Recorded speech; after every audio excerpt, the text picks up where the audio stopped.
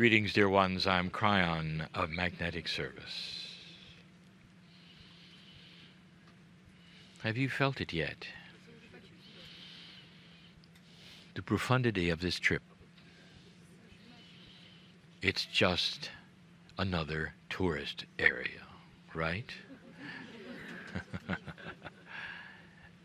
You're going to remember this time.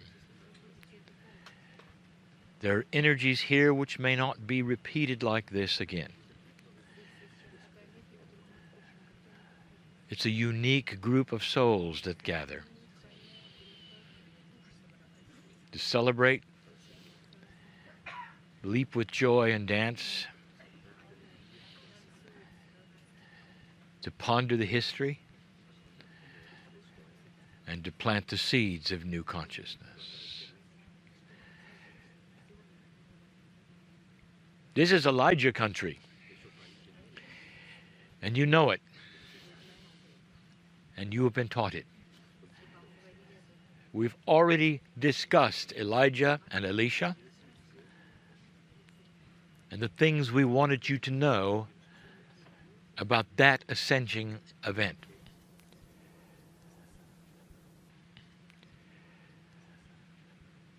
The letter is A.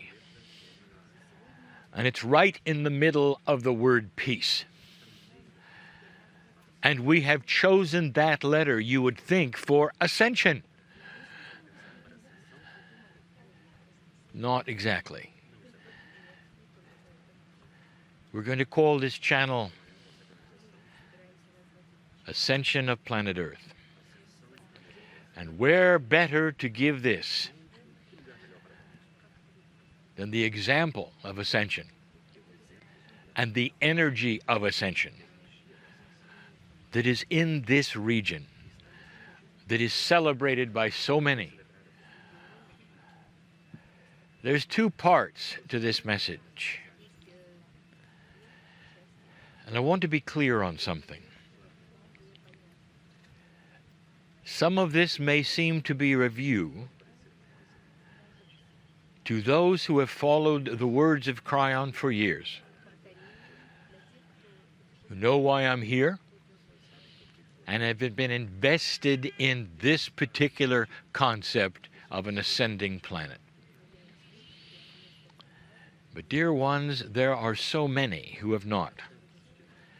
They haven't heard the story. They don't know what I'm going to say. Especially those in the region.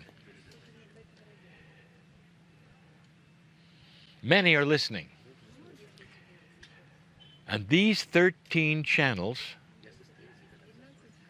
will eventually be called the Israel channels. Put together as a package of 13. And I'm telling my partner right now, they are to be published in many languages. And because of that, we must give you this information. Information that is old to some and revolutionary to many who have never heard this. When we say ascension, and we use it as ascending planet, it doesn't necessarily mean the population of the planet is in an ascension time. We're talking about something different. The best we can describe this in 3D is the ascending vibration of consciousness on Earth. Even that is a metaphor. But if you were able to measure human consciousness on a scale of 1 to 10, and the 10 is mastery, you're in 3.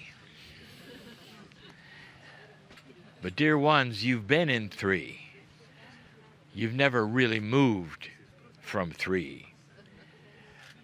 You have had concepts of 4 and 5 and above. The concepts have been given to you from the ascended masters.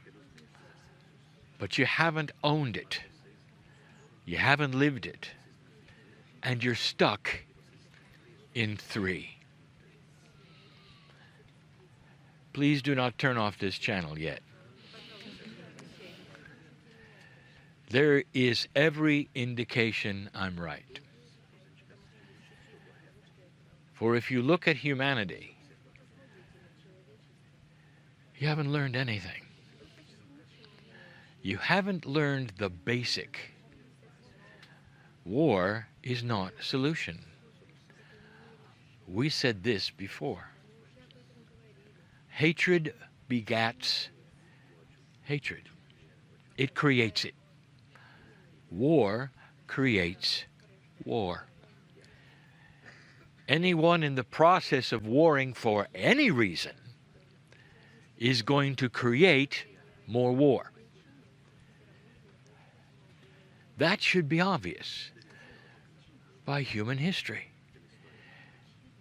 All you have done is conquer, reconquer, conquer again, and again. The last 2 times it has involved the entire earth. And it was scheduled yet again. Now I want you to think for a moment with me. Would not you agree that the human nature which has created this cycle is not wise? It is immature. It hasn't figured out the basis of love. It hasn't really figured out anything. That's what we're talking about. Human nature seems to be the same. And if you're a psychologist, you are convinced it is. And that is what you work on when you help another human. A static, unchanging consciousness of a human. And so it is no wonder that you wring your hands in frustration, for it's all you have ever seen. There is a metaphor of this that every parent would understand. When children grow up, they grow through consciousness shift. When they're 6 to 8 years old, there's a certain consciousness that they have. They are socially dysfunctional. They haven't figured out what works with other children. They're consumed with themselves. They're just growing up. They're in survival mode. They have tremendous egos or self-worth issues. Very few 6 to 8-year-olds in an old energy are wise and balanced. That comes later. When they get together in the playgrounds of schools, there is peer pressure. They don't understand each other. Sometimes they will assemble themselves in gender-specific groups, beliefs, even neighborhoods. They'll throw rocks at one another sometimes. They will be the bully of the playground. It's a tough time. They may get in a fight or two. They'll go home, and their parents will see what has happened. It has been common throughout history. Then they grow up. When they're 17 or 18, they have an elegance that they have learned, a wisdom. They've discovered that others their age are similar to them. They can have fun together, go out together, enjoy music together like never before.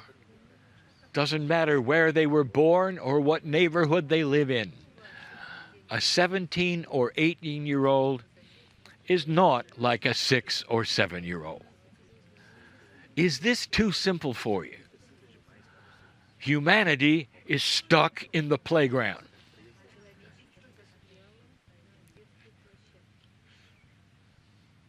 There's proof. Just look around you. Look at what is happening on the planet right now, even still. An ascending planet is a vibration of consciousness that is going to climb out of the playground so that humanity starts to have a wiser human nature.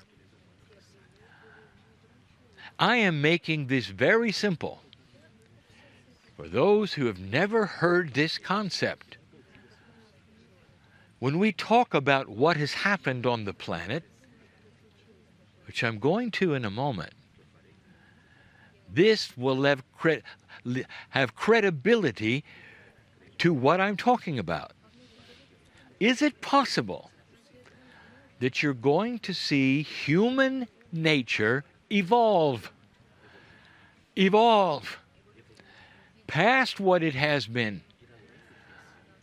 into an area you have never, ever seen? And yet you've been told about it.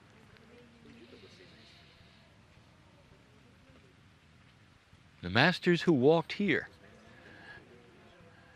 told you about it.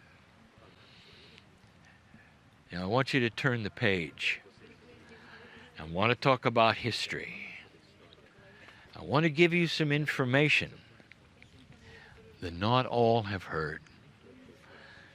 In certain parts of the world, this is so well known. Here, not so much. In this region, you are consumed with the history of the region. You are consumed with the prophets that you have known in the region. And nothing much more. You may not be aware of what I'm going to tell you. There's a bigger picture, and I want you to assimilate it and understand it. I want you to go research it. I want you to check it out, because it did not come from Kryon. I'm going to give you a history and prophecy that you may never have heard. When we were in Istanbul, we gave a channeling called The Unknown History of the Planet. And we did it there because there and nearby there are many new discoveries about places they cannot understand, indicating cultures that may not have existed, in languages that they have never seen. There is much, much older history than what you think has been in this region. Even in this region, there is older history than you think. We speak of Sumeria, not Samaria. Sumeria, in the Indus Valley. Go find it. More than 9,000 years old. And that's just here. Dear ones, our teaching has indicated that those who have come from what we call Lemuria have an Akash on this planet that is over 30,000 years old. Do you believe that? Those in this region listening to this message, don't turn off the channel. Give it a chance. There is evidence that humanity has been here far, far longer than you think. It may actually make this area young. The Aborigine is indigenous. Now we're going to use that word again and again. It means original human being in an area. Indigenous, the first ones. Most of them don't have a country. They have a family, a tribe, names that you have not heard, which would represent who they are. The Aborigine has been documented in his land over 30,000 years. That's because there was no conqueror, an isolated continent. Nothing touched it. No battles. Can you imagine such a thing? And the government that is modern in Australia has documented this. They've been here for 30,000 years.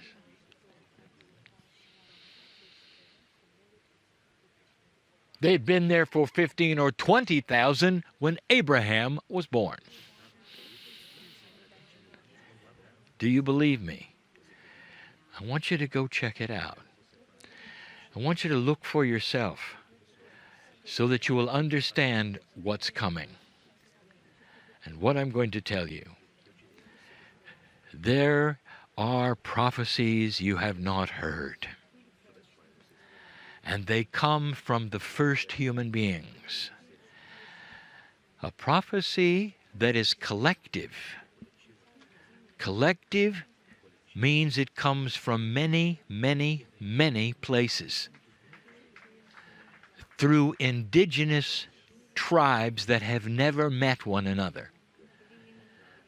Only recently on the planet has this been discovered that the same prophecy that is over 10,000 years old is known by original indigenous. Have you heard of the Mayan calendar? Many of you have not. A mysterious thing, perhaps, in a pagan culture far, far away. Let's dispel a rumor. They were not pagan. They believed in the one God, not like this area did.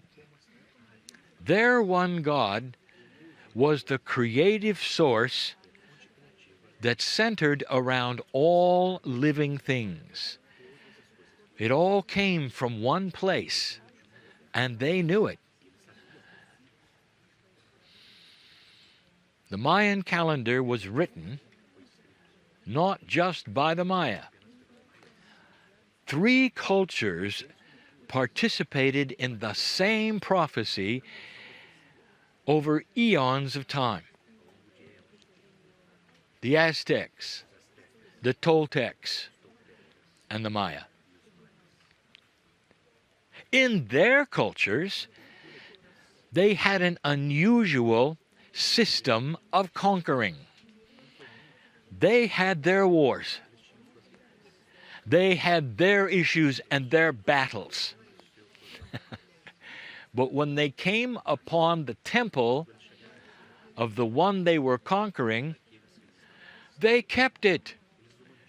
And they added on to it to make it bigger. Pretty soon, through 3 or 4 conquerings, it was enormous. A little different than what happened here. Go check it out. Let me tell you their prophecy. And when I'm done telling you their prophecy, dear ones, it is the same prophecy of the indigenous almost all over the earth. Listen up for a prophecy that is much, much older than anything in the region. Please listen. Please keep listening. This does not diminish the prophecies you have. It adds to them, and it helps you to understand your part. The Mayan calendar was a calendar of consciousness, not of dates.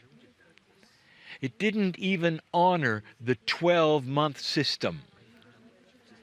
It was a complete and totally different system. They had something called the long count. I've mentioned it before. A very, very long calendar that doesn't correspond with days and months, not even the seasons, not really. It was a calendar of energy, a calendar of consciousness. They were tracking human nature.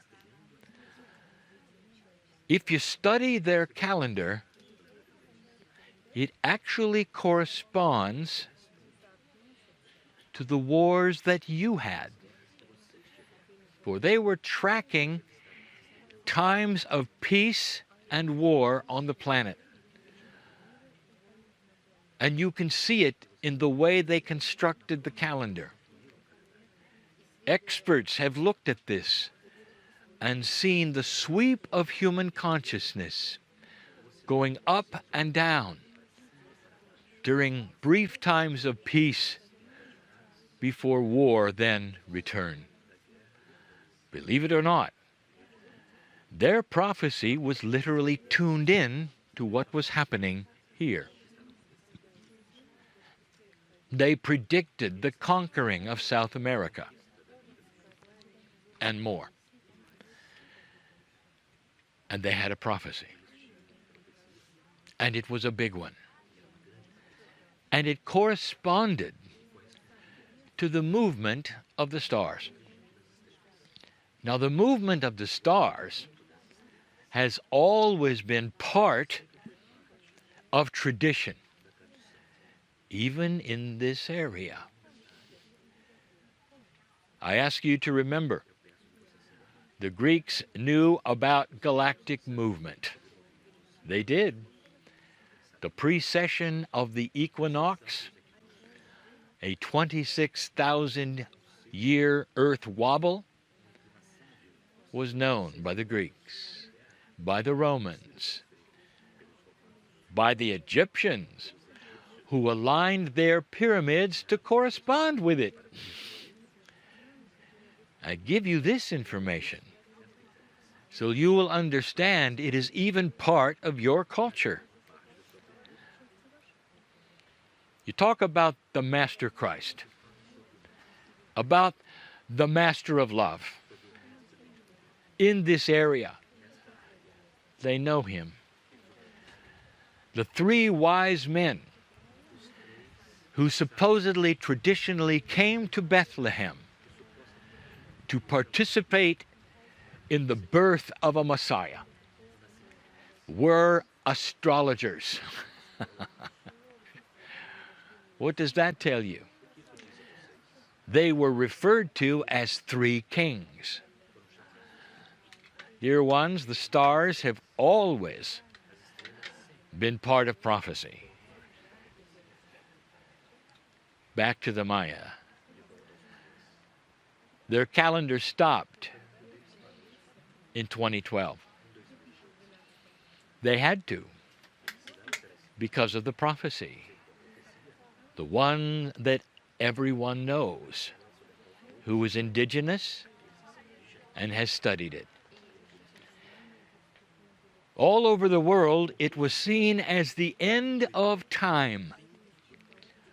Many, many cultures were aware of this calendar's end, in December 2012, there was fear on the planet. The Armageddon did not happen. And yet, now we have a prophecy that looked ominous and fearful. The end of the world in 2012. It was not. That was not the prophecy. Here is the prophecy. Now listen. What I'm going to tell you now is a generalization of the prophecy of the indigenous of Earth, the ones that were here much earlier than anything that happened here, and is written clearly in the Mayan calendar. Listen, listen. If the planet would pass this marker, the beginning of the wobble of the Earth and the cycle returning that is 26,000 years old, if they would pass that, it would start the beginning of a new consciousness on the planet, an evolution of vibration. That is the prophecy.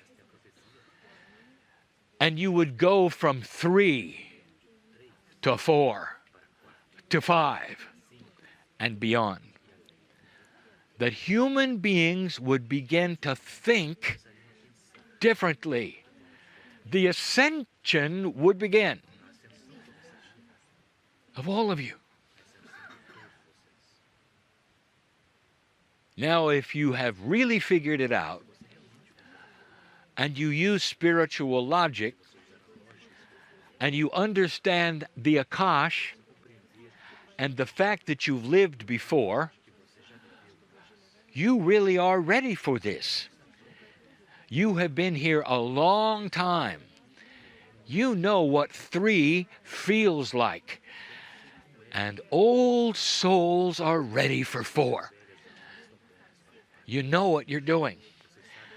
Many of you have waited for this time. But in the region, have you heard this? Have you really heard this? Or do you think things are impossible? That there are no changes and no reason for changes? That is why we give you the story.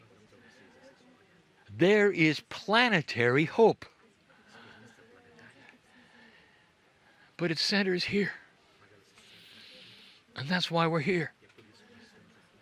Because this is where it's going to be the hardest. It's going to talk to you eventually. At some level, some way. And it's possible it'll do it through your children, who may not agree with you from one generation to another. They may not assimilate the history of the area like you did. They may do things that shock you and turn against that which you wish them to believe. They may turn away from an old way. It's going to happen through generations. That's the channel. It's bigger than you think, and yet it centers here. Bigger than you think. Dear ones, if I could give you a prophecy, a vision, if I could give you a vision that you would understand here, I close with this. I can see construction. I can see things happening with thousands of workers. I can see something being built with joy and with solution, without hatred. And that something in my vision is real. I won't tell you when, because you won't like the answer. It's the rebuilding of the third temple. Think on this. without hatred or war, with a solution that nobody has ever thought of.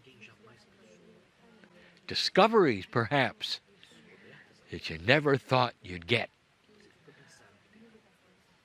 That's enough for now. Ascension is bigger than you think.